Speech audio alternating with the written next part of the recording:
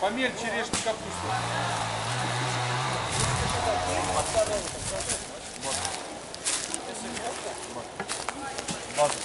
Виктория, Да. расскажите, пожалуйста, мне за несколько часов, что успели подготовиться и хозяйственно, и какую уборку уже провели? Ну, сначала, когда мы пришли, сразу же первым делом начали разводить палатки, потому что в этот раз пришло намного больше ребят, особенно школьники подтянулись после прошлого раза. Выбирали место для палаток, расчищали, разгребали, чтобы не было разных засечек, поменьше листвы. После этого девочки сразу же занялись готовкой. Они начали сортировать еду. Еды на этот раз было очень много, так как с похода оставалось. Все расфасовали, начали чуть-чуть что-то делать, хотя бы к позднему завтраку. Ребята же сразу принялись за работу более физическую. Нам привезли ограды. Они сначала перетаскивали ограды на могилы. Примерно расставляли. После этого мы снимали старые ограды с 2 могил. И вот они стали, вот сейчас вот как раз их убивают. Остальные же парни, они разбирали завалы дальнейшие. После этого уже и тулы заправили, стали в 2 раза больше разбирать. Вот навес нам привезли только что, поэтому сейчас мы его натягиваем. В принципе, работы уже было сделано достаточно. Сейчас вот еще конечный завал чуть-чуть уберем, оставим все ограды, и в принципе работа на сегодняшний день будет закончена. После чего вот мы проведем свечу памяти. А вы вот еще раз расскажите, что это значит, свеча памяти, и как это происходит мероприятие? На свече памяти мы зажигаем специальные свечки, красные. Встаем сначала в главной могиле, на которой написаны имена предположительных репрессированных. Даем минуту молчания, говорим слова почести за то, что мы благодарны этим людям. После этого у нас ребята расходятся, кто кладет к этой могиле у нас свечку, кто идет к другим могилам. И мы их обязательно не тушим и не убираем на следующий день. То есть они так и остаются. Таким образом мы даем свою память о том, что мы знаем о них, то, что мы гордимся ими. И мы горды за них, что они дали нам наше будущее.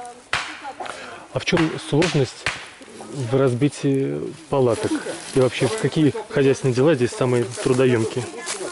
Довольно-таки самые трудоемкие дела, на мой взгляд, это именно подготовка вообще всего лагеря. Потому что нельзя разделить лагерь на какие-то части.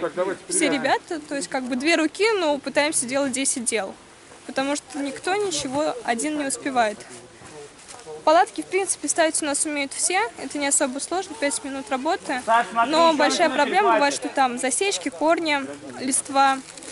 Поэтому нам обязательно надо выбрать желательно ровное место и все это расчищать. И только после этого ставить палатки. Также знать, какой именно периметр палаток, территорию, которую займет. И еще из-за того, что пришло много ребят, мы, наверное, чуть-чуть не соглашались друг с другом именно по расстановке палаток, как их ставить. Потому что у нас получилось как бы 3 отдела, и они довольно-таки далеко друг от друга находятся. И вот очень удобно, что один отдел, одна палатка у нас получилась вообще дальше всех. То есть мы привыкли, что вот мы именно кучкой, и никуда мы далеко не расходимся. А вот на этот раз у нас как-то получилось именно отдельно. Поэтому придется, наверное, старших всегда выбивать вот на 3 части, чтобы они следили за младшими. Потому что мало ли какие могут быть случаи.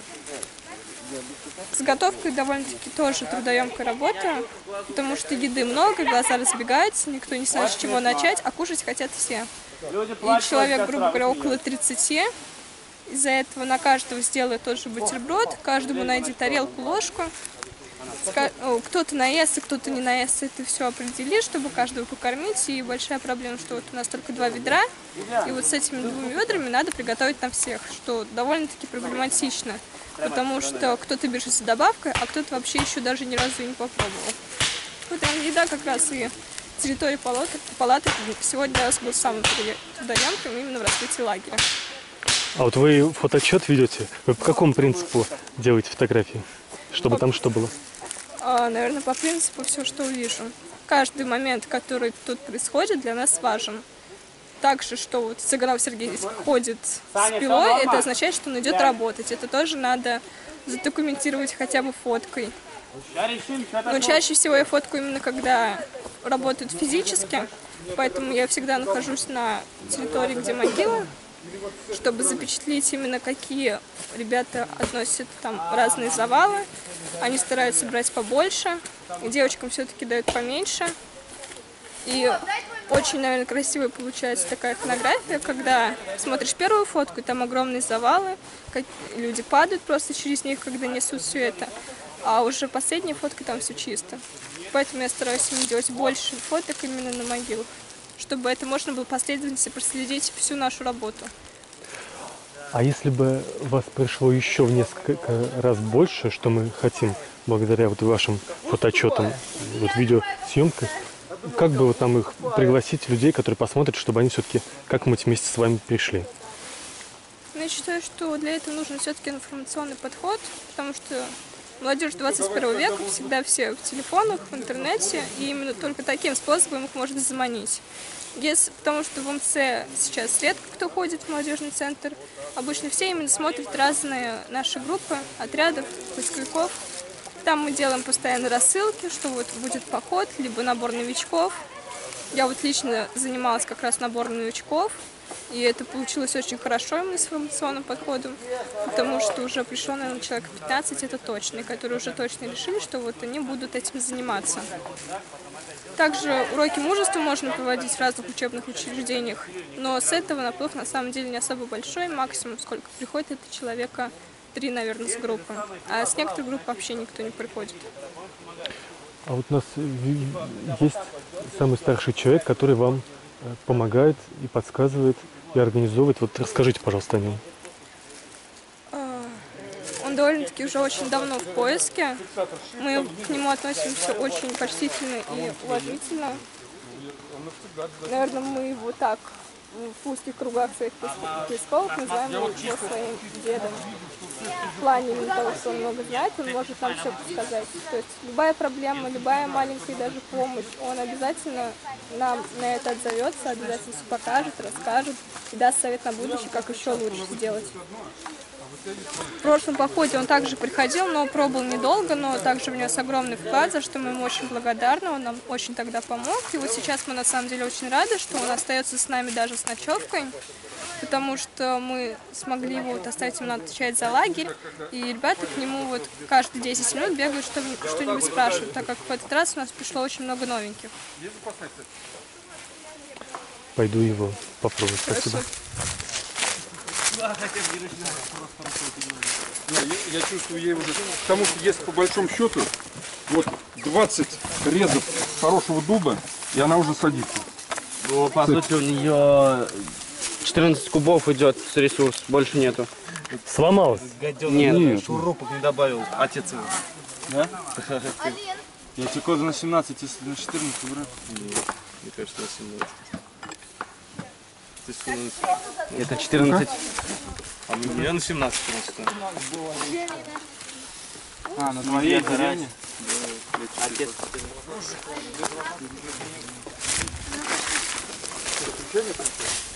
Девочки, когда уже суп всю капусту надо или нет? Или еще оставить пакет? Вот такая вот тарелка, одна тарелка, полторы тарелки на одно ведро.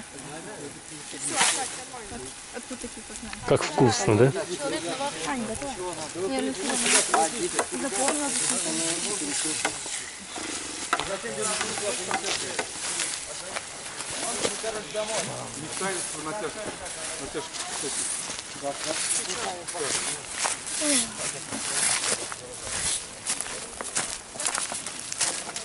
А можно вас? Володя, можно оставаться у нас даже ночевать. Спасибо большое. У меня сегодня еще одно интервью вечером. Да, спасибо большое. Да вот интервью Сергей Николаевич, я вот что, я приезжий. Сергей Николаевич, все уже обо всем. Имя, отчество, фамилия, пожалуйста, ваша. Бланкин Александр Ильич. Александр Ильич, вы уже много-много лет в поисковом деле? Нет, немного лет, я практически только год. Год назад я устроился на работу в школу номер 28 в Саранск. Вот. Музей. Руководителем поискового отряда, руководителем музея боевой славы 376-й краснознаменной Кузбассковской стрелковой дивизии. И вот, как говорится, по профилю своей работы с ребятами мы занимаемся патриотической деятельностью в республике, в городе, в школе, в районе, в России, во всей России. Недавно приехали мы с экспедиции военно-исторический Волховский фронт Апраксин. Это Ленинградская область, Кировский район, станция Апраксин. Вот. С бойцами нашего отряда, наш отряд школьный называется отряд «Память» имени Михаила Петровича Девитаева. Вот. И совместно с объединением «Патриотическим поиск» мы свою деятельность по республике, по городу и во всероссийских мероприятиях участвуем.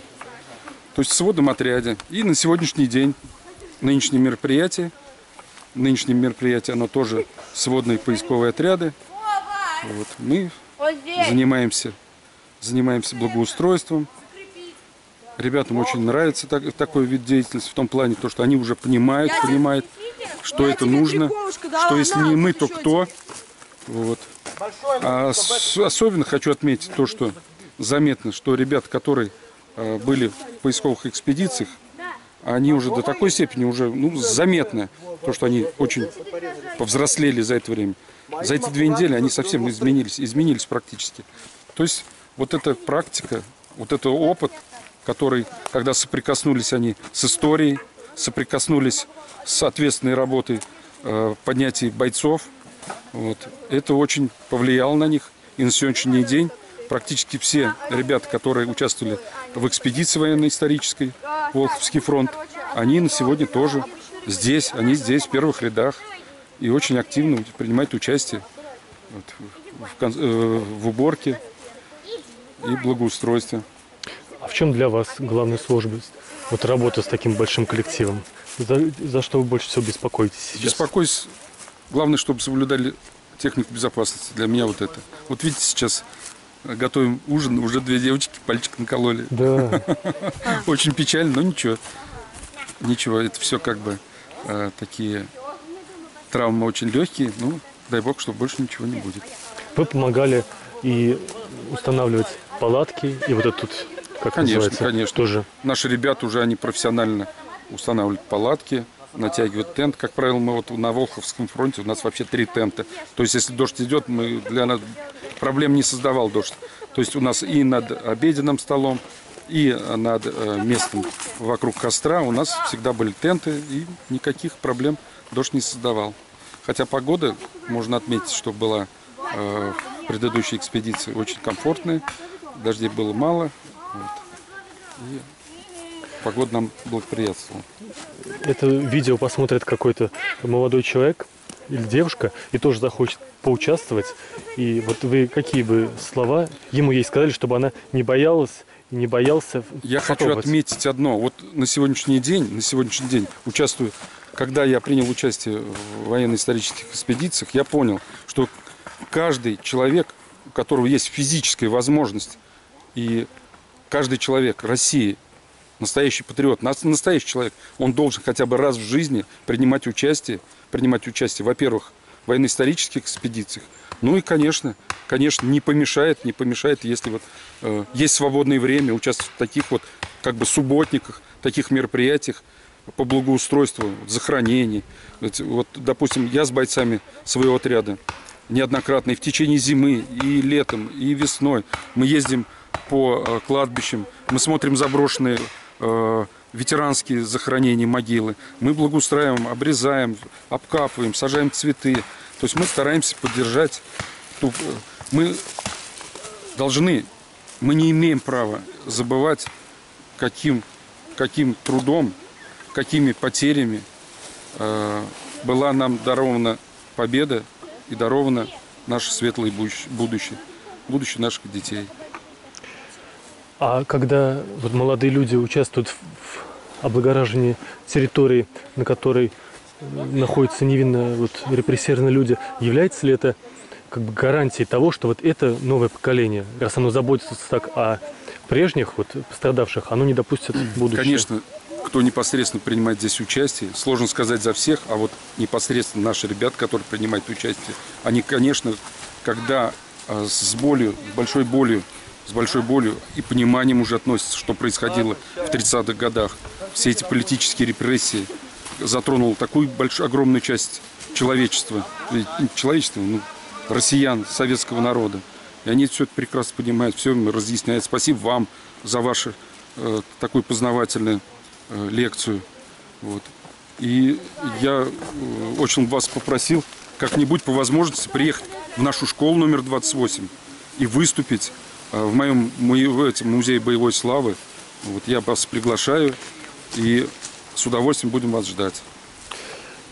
Организуйте, для меня это как бы честь большая. А вы расскажите, пожалуйста, о своем музее. Музей боевой славы, он был организован у нас еще в 93-м году. Вот. И основателями были у нас это Максимов Николай Федорович, ныне здравствующий. Он один из активных участников Совета ветеранов Октябрьского района. Вот. И основоположниками нашего музея были это ветераны 376-й краснознаменной Кузбасско-Псковской стрелковой дивизии, уроженцы Мордовии. Меня часто спрашивают, а почему Кузбасско-Псковская? А потому что в те времена почетным ветераном школы были как раз те люди, которые участвовали в Великой Отечественной войне как раз в составе 376-й Кузбасско-Псковской стрелковой дивизии. То есть у них уже был готовый материал практически, письма, фотографии. И все начиналось с малого. Начали организовывать стенды. Вот. А потом же в дальнейшем, когда наш поисковый отряд организовался, здесь уже начали ездить непосредственно на места боевых действий 376-й стрелковой дивизии. И, соответственно, начали привозить экспонаты. И наш музей начал расширяться. Непосредственно наш школьный поисковый отряд 28-й школы, он практически поднял свыше 350 бойцов. Вот только наш отряд за все это время существования. Было 24 поисков, участвовали в 24 поисковых экспедициях. Вот. Ну, как я уже говорил, последняя поисковая экспедиция была меньше месяца назад. Мы прибыли с Волховского фронта. И на сегодняшний день мы активно принимаем участие во всех мероприятиях республики. И уже гарантированно могу сказать, что следующие экспедиции поисковые, которые будут проходить в следующем году, наш поисковый отряд «Память» будет принимать активнейшее участие, самое активное участие. Это гарантированно, потому что дети приходят, и это им интересно. Так что... Вот мне Сергей Цыганов рассказал, что вы вот и сейчас участвуете, и в августе участвовали тоже вот в походе сюда, несмотря на то, что у вас травма. Да, у меня травма ноги серьезная, коленного сустава. Но, тем не менее, я как руководитель, как педагог дополнительного образования... Не смогли бросить, да? А? Не смогли бросить своих вот подопечных? Не могу бросить, и, так сказать, больше, если не я, то кто же? Вот, и я с детьми, вот детей, ну, без меня дети не могут. Я как куратор, я как ответственный за их технику безопасности, за их благополучие, я нахожусь с ними и должен находиться с ними. А сейчас поэтому непосредственно я даже приехал специально на машине, чтобы, если вдруг какие-то, мало ли, ситуации всякие жизненные бывают, чтобы все экстренно решить любую проблему. А сейчас как ваша нога? Нога у меня предстоит сложная операция по замене сустава, протез. Вот, сейчас я стою на очереди. Значит, у нас ожидает после работы ночлег. Какие сложности в ночлеге, какие опасности, о чем вы тоже беспокоитесь? По поводу сложности, во-первых, мы перестраховались, мы дополнительное обмундирование взяли, то есть спальные мешки дополнительные, и у нас ковры туристические, то есть проблем никаких не будет. Палатки наши надежные, проверены временем. Вот. Я считаю, что проблем никаких не будет. Одежду у ребятишек проверял я лично, вся соответствует, носки, теплые свитера, куртки, все это есть. И сейчас тент, если в случае дождя, тент всегда нас спасет. Палатки тоже, они предназначены для любых погодных условий, летних, осенних. Так что проблем, я считаю, никаких не будет. И все. И в крайнем случае у меня всегда в машине, у меня запасы и белья, и носок, и все. У меня целая сумка еще для детей на всякие. Но если вдруг какие-то сложности будут, какие-то ситуации проблемные будут. Спасибо большое. Всего доброго. Ждем вас в гости. Да. Волосы такая будет не нужна. Суп готов или сколько можно ждать? Когда, если хотите просто капусту сухую есть. Как готов? Нет, еще около часа. У вас травма колена, правильно? Какая травма колена? Я совершенно здоровый ребенок. Надо перевязать ее. Надо стряхнуть ее. Морковью перевязать. Он сейчас капусту положим.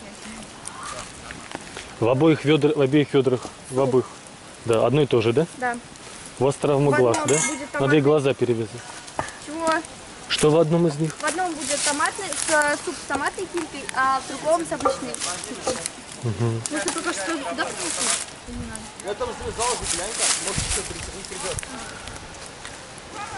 Да нет, зачем? Ты на два проводника, что ли, сделал? В этом кармане. Ты на проводники, что ли, сделал? Да на штыки обычно. Я еще думала, это все тесто. Она На длинная. бублик не ебал. Она длинная, просто красивая.